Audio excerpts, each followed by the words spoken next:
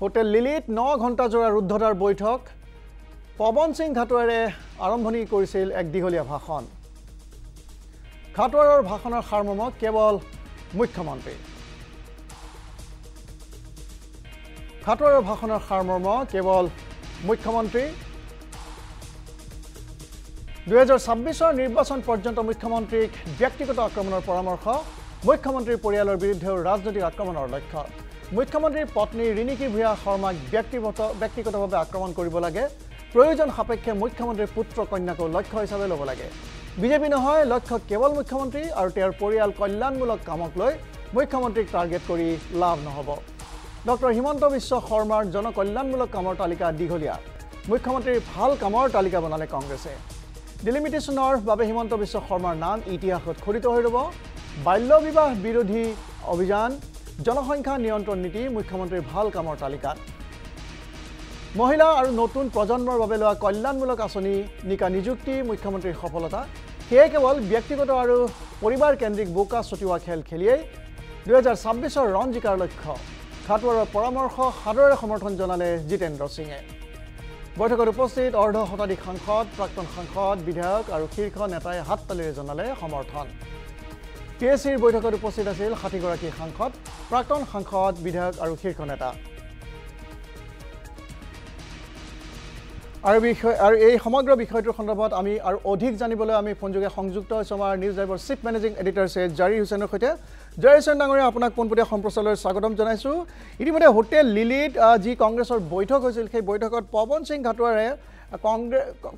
ঘাটোৱাৰে মুখ্যমন্ত্ৰীক টাৰ্গেট কৰি বহু মন্তব্য কৰিছিল বিশেষকৈ মুখ্যমন্ত্ৰীৰ পৰিয়ালকো আক্ৰমণৰ লক্ষ্য কৰি লৈছিল যিবোৰ কথা ইতিমধ্যে বহু বিতৰ্কৰ সৃষ্টি কৰিছে মুখ্যমন্ত্ৰী ব্যক্তিগতভাৱে এই ক্ষেত্ৰত ব্যথিত হৈছে এই সমগ্ৰ যি ধৰণৰ মন্তব্য প্ৰকাশ কৰিলে পৱন সিং ঘাটোৱাৰে এই সন্দৰ্ভত আপোনাৰ পৰা জানিব বিচাৰিছোঁ মন্তব্য দুই তিনিটা কথা এটা কথা যে কালি এখন আছিলে পাব্লিক পলিটিকেল এফেয়াৰ্ছ কমিটিৰ মিটিং পিএছিৰ মিটিং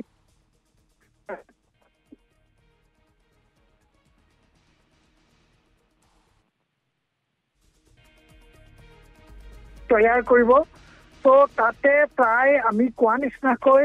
প্ৰায় 60 গৰাকী নেতা উপস্থিত আছিলে য'ত প্ৰাক্তন সাংসদ আছিলে বৰ্তমানৰ বিধায়ক আছিলে প্ৰাক্তন বিধায়ক আছিলে জ্যেষ্ঠ নেতাসকল আছিলে আৰু তাতে উপস্থিত আছিলে অসমৰ ইনচাৰ্জ জিতেন্দ্ৰ সিং তেতিয়া গোটেই আৰম্ভণি ভাষণটো দিছে প্ৰাক্তন সাংসদ কেন্দ্ৰীয় মন্ত্ৰী পৱন সিং ঘাটোৱাৰ ডাঙৰীয়াই এতিয়া তেওঁ গোটেই ভাষণ চোৱাত তেওঁক মানে এনেকুৱা এটা মন্তব্য তেওঁ এনেকুৱা কিছুমান পৰামৰ্শ দিছিলে যে কংগ্ৰেছে যদি বিজেপিক যদি হৰুৱাব বিচাৰে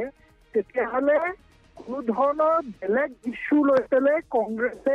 বিজেপিক পৰাস্ত কৰিব নোৱাৰিব চ' টাৰ্গেট কৰিব লাগিব হিমন্ত বিশ্ব শৰ্মা অৰ্থাৎ বিজেপি হৰা জিকাৰ অন্তৰত মানে মাজত কেৱল হিমন্ত বিশ্ব শৰ্মা এতিয়া কৈছে যে প্ৰয়োজন সাপেক্ষে অকল হিমন্ত বিশ্ব শৰ্মাকে নহয় তেখেতৰ পত্নী ৰিণিকী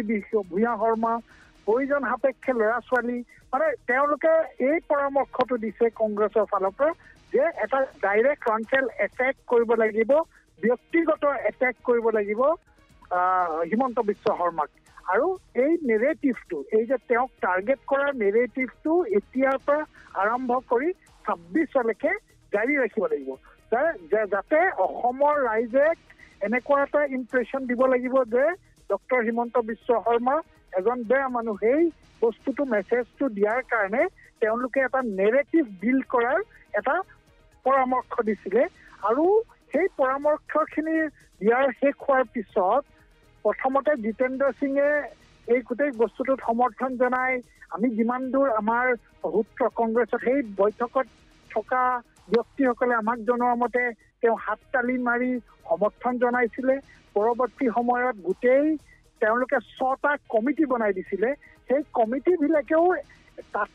তাতেই মিটিঙতেই এটা প্ৰতিবেদন দিবলৈ কৈছিলে আৰু সেই প্ৰতিবেদনটো 6টা কমিটিৰে পৃথক কিছুমান পৰামৰ্শ আছিল যদিও এই এটা কমন পৰামৰ্শ আছিলে যে ডক্টৰ হিমন্ত বিশ্ব শৰ্মাক টাৰ্গেট কৰাটো যি পৱন সিং ঘাটোৱাৰে কৈছিলে সেইটো পৰামৰ্শ হিচাপে লিখিত আকাৰত তেওঁলোকে প্ৰতিটো 6টা গ্ৰুপেই তেওঁলোকে এই পৰামৰ্শ দিয়ে যে ইয়েছ নেৰেটিভ এটা বিল্ড কৰিব লাগিব এইটো এবছৰ জোৰা নেৰেটিভ য'ত মুখ্যমন্ত্ৰীক টাৰ্গেট কৰিব লাগিব প্ৰতিগৰাকী কংগ্ৰেছৰ নেতাই আৰু লগতে প্ৰয়োজন সাপেক্ষে পত্নী আৰু পুত্ৰ কন্যাক অৰ্থাৎ হিমন্ত বিশ্ব শৰ্মা বা হিমন্ত বিশ্ব শৰ্মাৰ পৰিয়ালক টাৰ্গেট কৰাৰ এটা তেওঁলোকে পৰিকল্পনা লৈছে আৰু সেই পৰিকল্পনাটো প্ৰায় গোটেইখিনি মানুহে তাত সমৰ্থন জনায় আৰু তেওঁলোকে পৰৱৰ্তী সময়ত এই আক্ৰমণ কেনেকে কৰিব কেনেকুৱা ষ্ট্ৰেটেজিৰে কৰিব কি বিষয়ত তেওঁলোকে আক্ৰমণ কৰিব সেইবিলাক পৰৱৰ্তী সময়ত তেওঁলোকে লিখিব বা তেওঁলোকে বিস্তৃতভাৱে কোৱাৰ এটা চেষ্টা কৰিছে চ' এইটো বৰ ইণ্টাৰেষ্টিং এইটো কাৰণে যে এতিয়া ক'ৰবাত নহয় ক'ৰবাত কংগ্ৰেছে এটা কথা হয়তো উপলব্ধি কৰিছে যে অকল হিমন্ত বিশ্ব শৰ্মাক বিজেপি নহয় হিমন্ত বিশ্ব শৰ্মাক টাৰ্গেট কৰিলেহে তেওঁলোকৰ জিকাৰ হয়তো সুযোগ ওলাব পাৰে চ' এইটো এটা একচুৱেলি যদি আপুনি উল্টা ফিলৰ পৰা যদি আপুনি এনালাইচিছ কৰে তেতিয়াহ'লে তেওঁলোকে গোটেই বিজেপিখিনিৰ মাজত তেওঁলোকে একমাত্ৰ হিমন্ত বিশ্ব শৰ্মাক ভয় কৰা বা তেওঁ শংকিত এটা অনুমান কৰিব পাৰি যে কিমান শংকিত বিজেপিৰ তাৰমানে কংগ্ৰেছৰ নেতৃত্বত কিমান শংকিত ডক্টৰ হিমন্ত বিশ্ব শৰ্মাক লৈ ত' এইখিনি হয়তো যেনেকে হিমন্ত বিশ্ব শৰ্মাই আগৰ পৰা কৈ আহিছে যে কংগ্ৰেছত মোৰ ইনভেষ্টমেণ্ট আছে কংগ্ৰেছত মোৰ মানুহ আছে কংগ্ৰেছত মিটিঙত যি হয় মই চব গম পাই যাওঁ সেইকাৰণে হয়তো তেওঁলোকে তেখেতে আজি সাংবাদ মাধ্যমৰ আগত এই কথাটো ক'লে যে মই বৰ দুখিত যে পৱন সিং ঘাটোৱাৰে এনেধৰণৰ মোক ব্যক্তিগত আক্ৰমণ কৰাৰ পৰামৰ্শ দিছে যিটো পৰামৰ্শ জিতেন্দ্ৰ সিং লগতে বাকীবিলাক কংগ্ৰেছীয়ে সমৰ্থন জনাইছে আৰু যিহেতু এইটো ব্যক্তিগত আক্ৰমণৰ কথা আছিল সেইকাৰণেই তেওঁ কৈছে যে এনেকুৱা ৰাজনীতি ইমান তলৰ ৰাজনীতি কৰিব নাপায় যদি প্ৰয়োজন হয় ময়ে মোৰ জেগাখন বা চকীখন মই এৰি দিম তেনেকুৱা পৰ্যায়তো তেওঁ মন্তব্য দিছে চ' এইটো এটা ইণ্টাৰেষ্টিং আজিৰ দিনটোত চ' এতিয়া কংগ্ৰেছে এই কথাটো কেনেধৰণে প্ৰতিক্ৰিয়া কৰে কংগ্ৰেছৰ বা পৱন সিং ঘাটোৱাৰ ডাঙৰীয়াই এই কথাটো কেনেধৰণে প্ৰতিক্ৰিয়া কৰে দিয়ে নে নিদিয়ে যদি দিয়ে কেনেধৰণে দিয়ে এই কথাটোত ডেফিনেটলি এটা ইণ্টাৰেষ্টিং পৰ্যায়লৈ যাব কিন্তু এটা কথা নিশ্চিত যে পৱন সিং ঘাটোৱাৰে ডক্টৰ হিমন্ত বিশ্ব শৰ্মাৰ লগতে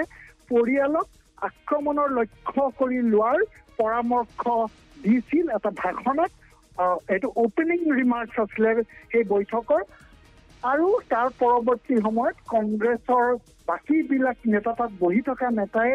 হাততালি মাৰি সমৰ্থন জনাইছিল আৰু পৰৱৰ্তী সময়ত লিখিতভাৱে 6টা কমিটিয়ে প্ৰতিবেদন আকাৰত এই কথাটো লিখিতভাৱে দিছিল বনদীপ ধন্যবাদ জনাইছোঁ জয় হুছেইন ডাঙৰীয়া